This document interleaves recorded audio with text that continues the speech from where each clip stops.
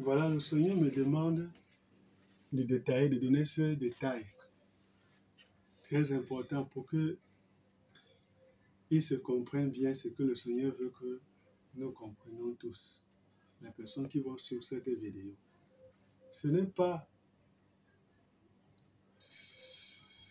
la personne avec qui tu marches qui est une mauvaise chose. J'ai dit que Jésus était avec Judas, fils de la perdition. Ce n'est pas non plus ce que tu fais, là c'est pour les hommes. C'est ce que tu acceptes, c'est ce que tu valides, c'est ce que tu apprécies, tu adores, tu agrées, tu apprécies, tout ça. C'est ce que tu aimes. J'ai dit tantôt ce que Dieu a dit à Caïn. Le péché se couche à ta porte, mais toi, domine sur lui.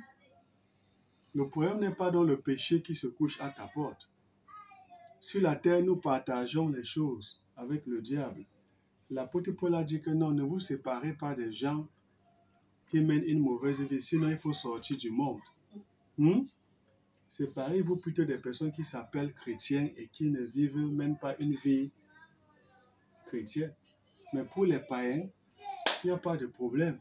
Ne vous séparez pas des gens, des païens, sinon il faut sortir du monde.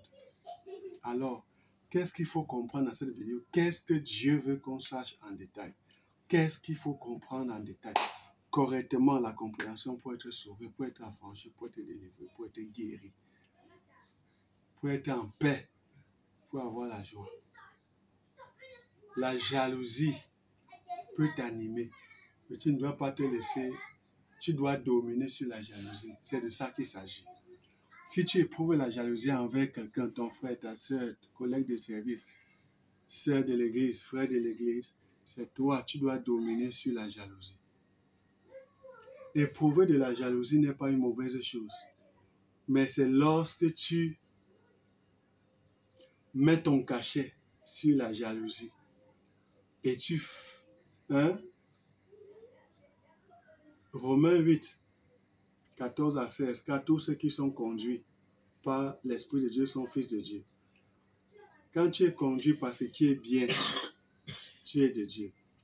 Si la jalousie t'anime, tu te laisses conduire par la jalousie, c'est ça qui est mauvais.